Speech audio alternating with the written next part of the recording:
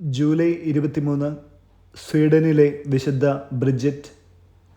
1303 മുതൽ 1373 വരെ കാലഘട്ടം.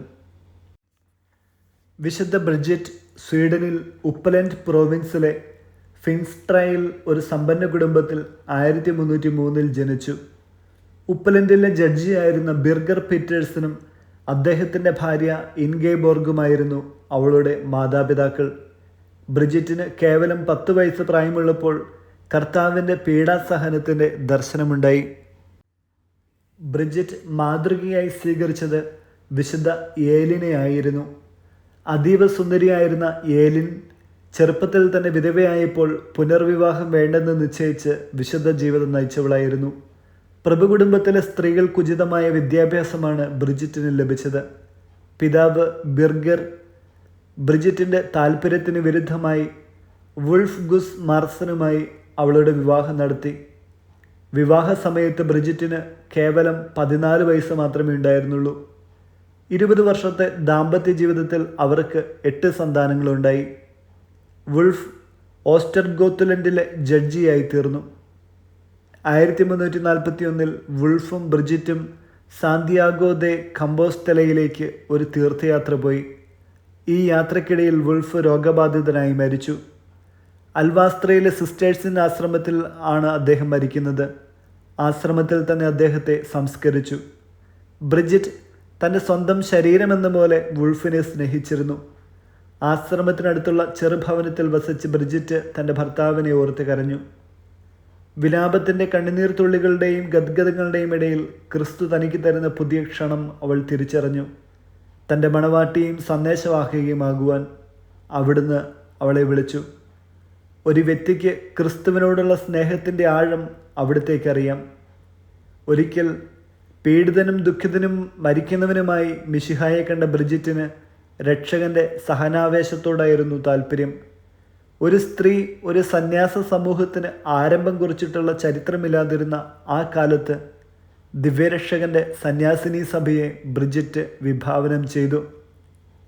യേശു തൻ്റെ സ്നേഹിതയ്ക്ക് തൻ്റെ സഹനങ്ങളെല്ലാം കാണിച്ചു കൊടുക്കുകയും മാർപ്പാപ്പയെ ഫ്രാൻസിലെ അവിഞ്ഞോൺ പ്രവാസത്തിൽ നിന്നും റോമിലേക്ക് മടങ്ങി വരുവാൻ നിർബന്ധിക്കുന്നതുപോലുള്ള ശ്രമകരമായ ജോലികൾ ഏൽപ്പിച്ചു കൊടുക്കുകയും ചെയ്തു. തിരുസഭയെ വീണ്ടും സജീവമാക്കാനുള്ള പുതുവീഞ്ഞൊരുക്കുന്ന ഒരു മുന്തിരിത്തോട്ടമായിരുന്നു ദിവ്യരക്ഷകൻ്റെ സന്യാസിനി സമൂഹം. അവളുടെ ജീവിതകാലത്ത് തന്നെ യൂറോപ്പിലുടനീളം നിരവധി മഠങ്ങൾ സ്ഥാപിതമായി. എൻ്റെ സ്നേഹം ക്രൂശിക്കപ്പെട്ടു എന്ന ധ്യാനചിന്തയോടെ ദിവ്യകാരുണ്യ സന്നിധിയിൽ ആരാധന അർപ്പിച്ചുകൊണ്ട് വിശുദ്ധ ബ്രിജിറ്റിൻ്റെ സന്യാസിനികൾ ലോകത്തിനു വേണ്ടി പ്രാർത്ഥിക്കുന്നു. ഇന്ന് അവർ ബ്രിജിറ്റൈൻ സഭ എന്നാണ് അറിയപ്പെടുന്നത്. അവിഞ്ഞോൺ പ്രവാസത്തിൽ നിന്നും മാർപ്പാപ്പയെ റോമിലേക്ക് തിരികെ കൊണ്ടുവരുന്നതിന് 1350 മുതൽ 1370 വരെ 2 ദശാബ്ദക്കാലവും തുടർന്ന് 1373 ബ്രിജിറ്റ് പരിശ്രമിച്ചു. ആ പരിശ്രമങ്ങൾ പക്ഷേ അവരുടെ ജീവിതകാലത്ത് ഫലമണിഞ്ഞില്ല. ക്രൂശിതനോടുള്ള സ്നേഹം നിമിത്തം അവൾ പാലസ്തീനയിലേക്ക് ഒരു തീർത്ഥയാത്ര നടത്തുകയുണ്ടായി. 1350 വിശുദ്ധ വത്സരത്തിൽ തൻ്റെ വിധവയായ മകൾ വിശുദ്ധ കാതറിനോടുകൂടെ റോമിലേക്ക് പോയി. 1 വർഷം അവിടെ താമസിച്ചു. മൂത്ത മകൾ ബ്രിജിറ്റിൻ്റെ കൂടെ താമസിച്ചു വരവെ 1373 ജൂലൈ 23 70-ാമത്തെ വയസ്സിൽ ബ്രിജിറ്റ് നിര്യാതയായി. അന്ത്യകൂദാശകൾ ചാക്കുവസ്ത്രം ധരിച്ചുകൊണ്ടാണ് ബ്രിജിറ്റ് സ്വീകരിച്ചത്. 1373 ജൂലൈ 23 ബ്രിജിറ്റ് ദിവംഗതയായി. 1391 ബോണിഫസ് 9 മാർപ്പാപ്പ ബ്രിജിറ്റിനെ വിശുദ്ധയെന്ന് നാമകരണം ചെയ്തു. 1999 വിശുദ്ധരായ ബ്രിജിറ്റും സിയനയിലെ കാതറിനും കുരിശിൻ്റെ തെരേസ ബെനഡിക്റ്റയും യൂറോപ്പിൻ്റെ സഹമധ്യസ്ഥരായി നാമകരണം ചെയ്യപ്പെട്ടു.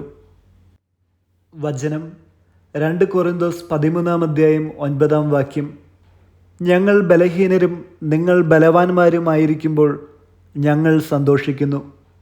നിങ്ങളുടെ പുനരുദ്ധാരണത്തിന് വേണ്ടിയാണ് ഞങ്ങൾ പ്രാർത്ഥിക്കുന്നത്. വിചിന്തനം. ജീവിതത്തിൽ ചില കാര്യങ്ങൾ ചെയ്തു, അതിൽ പരാജയപ്പെട്ടു പോയി. അങ്ങനെയുള്ളൊരു വ്യക്തിയാണോ നിങ്ങൾ? എങ്കിൽ വിശുദ്ധ ബ്രിജിറ്റ് നമുക്ക് വേണ്ടിയുള്ള മധ്യസ്ഥയാണ്.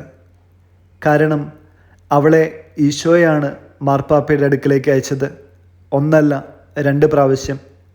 അവൾ പറഞ്ഞതുകൊണ്ട് അവർക്കൊരു മാറ്റം സംഭവിച്ചില്ല. എങ്കിലും ഈശോയാൽ അയക്കപ്പെട്ടതിനാൽ അവൾ അറിയപ്പെടുന്നത് തോറ്റുപോയവരുടെ സ്വർഗീയ മധ്യസ്ഥ എന്നാണ്. സത്യത്തിൽ അവൾ വിജയിക്കുകയാണ് ചെയ്തത്. ദിവ്യരക്ഷകൻ്റെ വാക്കുകൾക്ക് അവൾ വില നൽകിയതിനാൽ അവളെ സ്വർഗം മാനിച്ചു. അവളുടെ മരണശേഷം മാത്രമാണ് മാർപ്പാപ്പയുടെ ആസ്ഥാനം ഫ്രാൻസിൽ നിന്നും തിരികെ റോമിലേക്ക് എത്തുന്നത്. അതേപോലെ തന്നെ ബ്രിഡ്ജറ്റ് അവളുടെ ജീവിതകാലത്ത് ഒരു കന്യകാസ്ത്രീയായി തീരുവാൻ ആഗ്രഹിച്ചു. എന്നാൽ അവളുടെ പിതാവിൻ്റെ ഇഷ്ടത്തിന് അവൾക്ക് വഴങ്ങേണ്ടി വന്നു.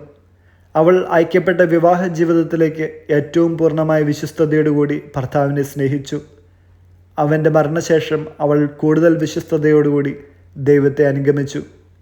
അതുകൊണ്ട് ജീവിതത്തിൽ പരാജയപ്പെട്ടു പോയാലും നമ്മൾ വിഷമിക്കരുത്. ക്രിസ്തുവിന് നമ്മളെക്കുറിച്ച് ഒരു പദ്ധതിയുണ്ട്.